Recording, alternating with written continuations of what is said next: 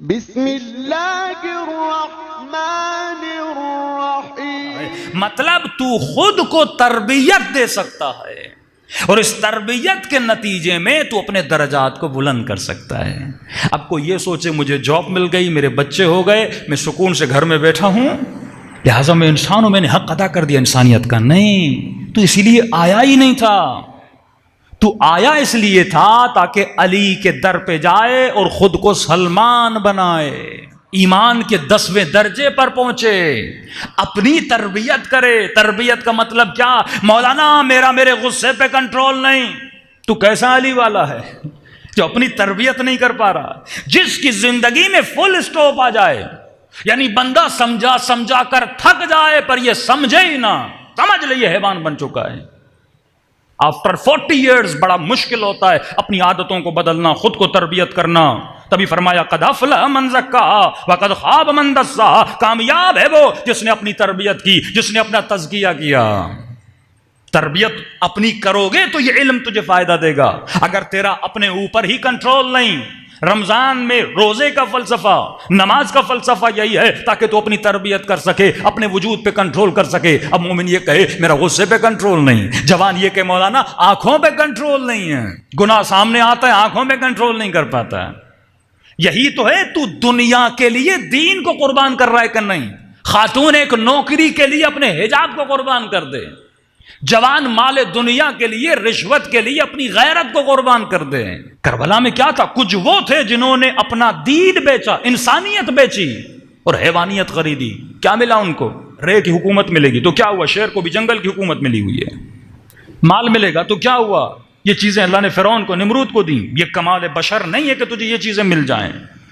میں نے کہا یہاں سے انسان خطا کرتا ہے جب اپنا مقصد اپنے جسم کو سمجھتا ہے۔ یہ سمجھتا ہے میں جسم ہوں اور یہاں جسم کو پالنے کے لیے آیا ہوں، صبح سے شام تک جسم کی خدمت میں لگا رہتا ہے۔ Western mindset, European mindset, انگریز مائنڈ سیٹ، یعنی آج ہم کلمے پڑھ رہے ہیں لیکن سوچیں وہی ہیں، نمازیں پڑھ رہے ہیں سوچیں وہی ہیں، تہجد پڑھ رہے ہیں پر سوچیں وہی انگریز والی سوچ ہے۔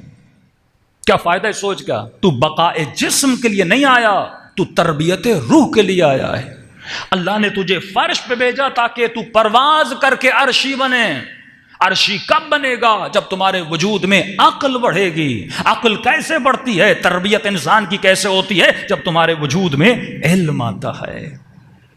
علی بن ابی طالب، بابائے حسن و حسین، اصحاب کی محفل میں بیٹھے ہیں، ایک شخص شام سے آتا ہے، اصحاب علی کے سامنے مولا علی کو گالیاں دینا شروع کر دیتا ہے۔ صحابی غیرت میں آتے ہیں، یا علی اس کا منہ بند کریں۔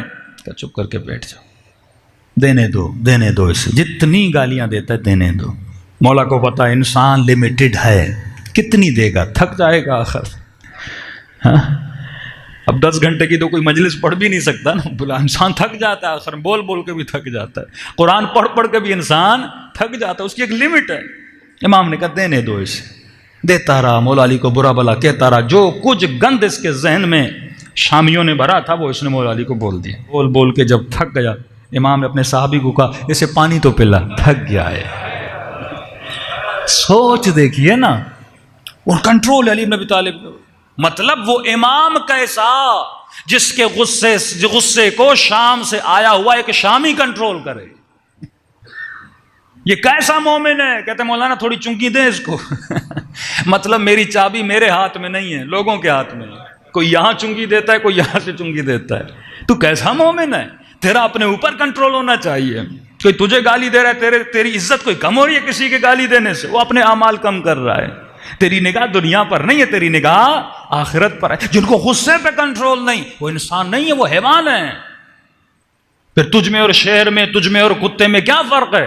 وہ بھی اپنے غصے پہ کنٹرول نہیں کر پاتا، لیکن اگر اس کی تربیت کرو تو وہ بھی اپنے غصے پر کنٹرول پا لیتا ہے۔ تو کیسا انسان ہے جو تربیت نہیں پا رہا؟ تیرا مقام حیوانیت سے بلند تھا۔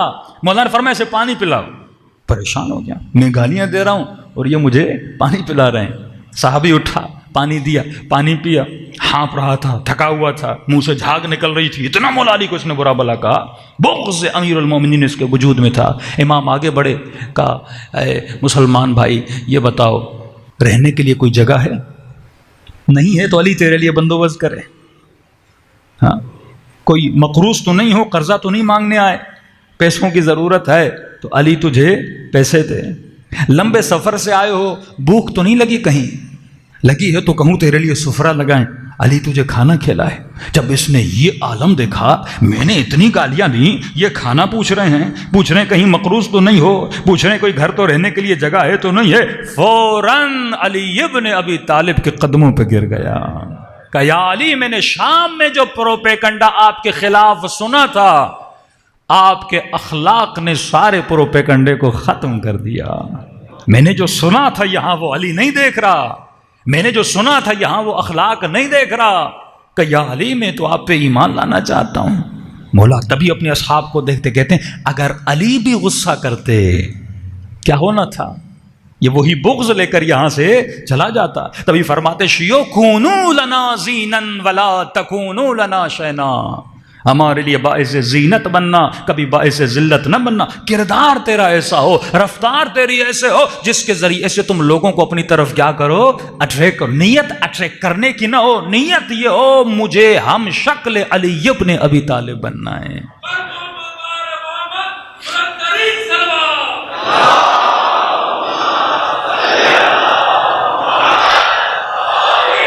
محمد وَأَجِّلْ اخلاق اہل بیت میں خود کو ڈھالنا.